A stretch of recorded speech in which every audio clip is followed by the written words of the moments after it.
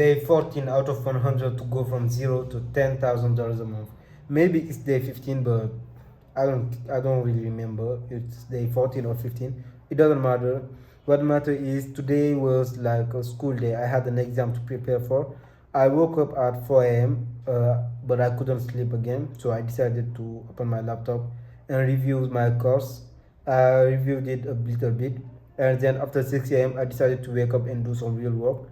Between 6 to 9 a.m. I worked. I studied for the actual exam.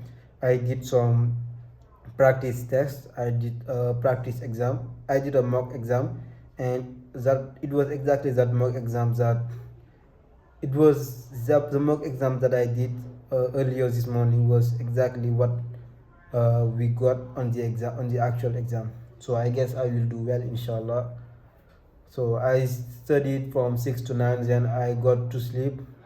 I woke up at 12 a.m. Then I decided to study again from 12 to 2 p.m.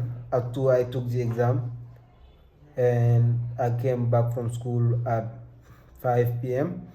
Then I decided to go do some shopping. I wanted to buy some new Crocs because my old one was busted. Look, these are the old Crocs. You see they are busted, so I decided to buy new Crocs. I wanted to get them in black, but I didn't find them. I didn't want to waste my time shopping for this. I wanted to get it done today. I didn't want to wait another day. And after I got the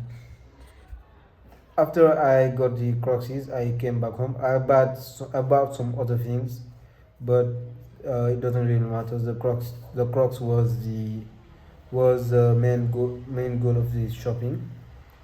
Uh, After that, I came back home. Here we are now, and it's now 8 or 9 p.m. It's 9 p.m. and I will be ready to go to bed.